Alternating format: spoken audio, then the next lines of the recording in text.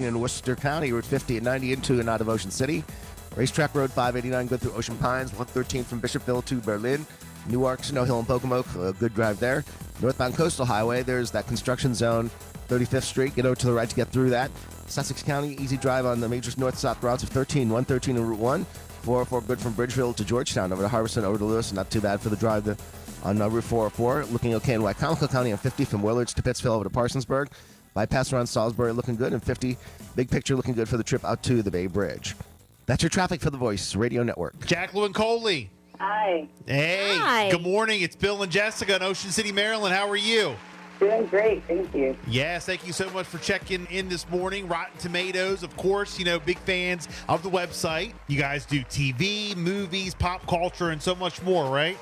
Yeah, definitely go ahead and head over to RottenTomatoes.com. That is definitely the platform for you to find your next great watch, see what critics and audiences are saying about it. Currently, right now, I would definitely advise you to check out our new daily game. This is Daily Tomato. This is our new version of Wordle, which is basically where you go on there, you make a guess based on a clue that we give you, increasingly easier clues, and see if you can guess the movie in 5 guesses or not. If you're a competitive movie fan person, if you're that person that's kind of annoying at trivia, I really think you're going to like the game. Okay. Oh, nice. Very, very good. Very good. It's kind of like you go every day to jump on to do Wordle. You can jump on Rotten Tomatoes and do your contest, right?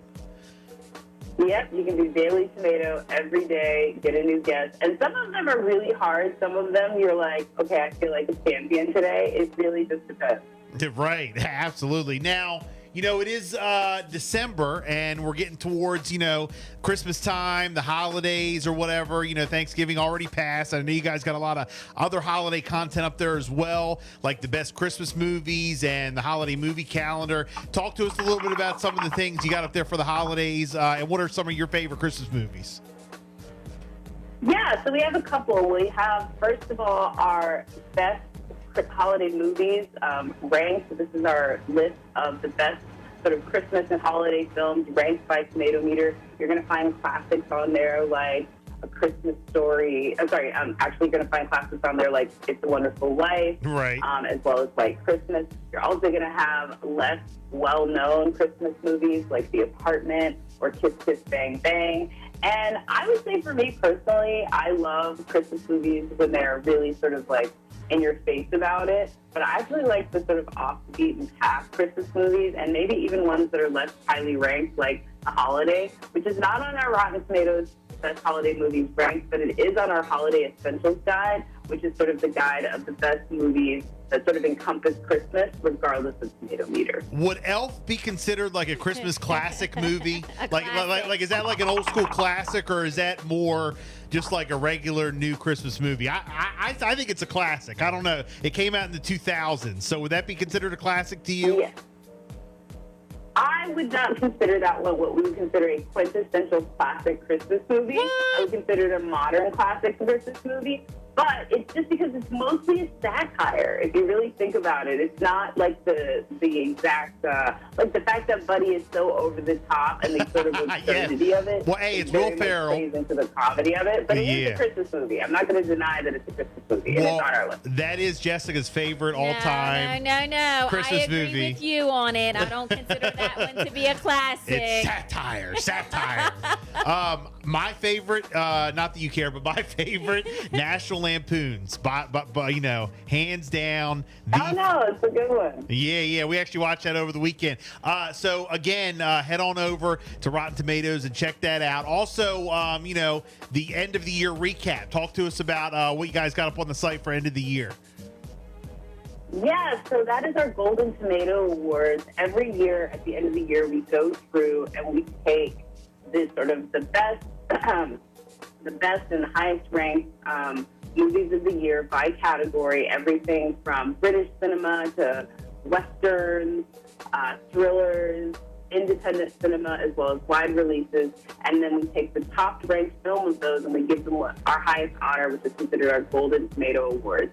And that is actually going to kick off in January. So check back to the site to see those winners. And we usually do get a few very fun acceptance speeches from the assembled talent, we've gotten Tom Holland, Regina King, we've gotten the Russo brothers, tons of folks.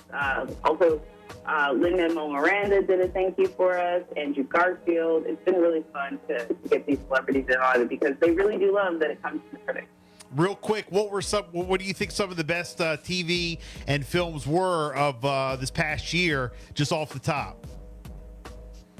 Man, there was a ton of them, actually. We've already mentioned a few. Top Gun. Right. The movie did not deserve to be half as good as it was. It was absolutely spectacular. I absolutely loved Black Panther: Wakanda Forever. Just the sheer awesomeness of what that movie was able to do, given the fact that it was a movie they had to rewrite from whole cloth when Chadwick Boseman died. Just the idea that they were able to make a movie in general is just absolutely stunning.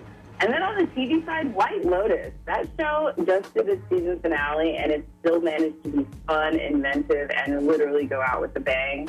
Absolutely love that one. And then Andor on Disney Plus. That Star Wars show really brought me back to the fandom after some years away in just such a fun and exciting way. And Diego Luna is just so good in that role. What currently are you watching? Like yourself at home?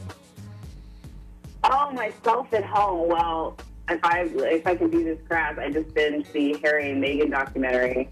I watched that. Literally, I downloaded it, watched it all in a plane. And how was it? And now there's a lot of people being critical about it, saying, "Why are they doing this? This is dumb." I mean, there's a lot of back and forth about it. What was your opinion? Oh, no, I absolutely loved it because if nothing else, I just felt like it was great to see their sort of story. And my thing is that I think it was interesting that whole sort of like misinformation about them wanting privacy is like, I love the way she said it. It's like, it's not that I don't want them to see a photo of my kid, it's that they want the whole camera roll. I don't know. I really loved watching their love story. Like the fact that it went down on Instagram. Like, how is that not juicy and you just want to, like, tune in? Okay, all right, very good. This is one thing I would say. For anyone wondering why they were doing it, I don't know. Top 10 on Netflix is why they're doing it. Everyone is interested, even the people that say they aren't. Right. Well, you know what? There's also two others. What about Wednesday? Have you seen Wednesday? I have seen Wednesday. I actually did a conversation with Jenna Ortega, who also got nominated for a Golden Globe this morning for her performance in that one. So, yeah, no, it was absolutely incredible. They're saying that Wednesday is probably going to break records on Netflix. Is that wild? I believe it. I mean, I was actually a little bit shocked. I mean, but they're saying that's going to, like, break records of the most watched of all time. Isn't that crazy? I am no way surprised. It's always with Netflix, it's the shows that really can sort of translate well across cultures, and that's a show that absolutely can translate. And then also real quick, you got to watch Dead to Me. Have you seen Dead to Me with Christina Applegate? I haven't seen this new season yet, but I did watch the first, I believe, 2 seasons, and those were absolutely perfect. Yeah, they were good. They were good. Again, check it out. Jacqueline Coley, man, I could spend an hour with you just talking TV because I'm a big TV and movie fan. We are. And, of course, pop culture, RottenTomatoes.com. Again, make sure you guys check out the website. Thank you so much for checking in. We appreciate it. Thank you. Thank you. Have a great day.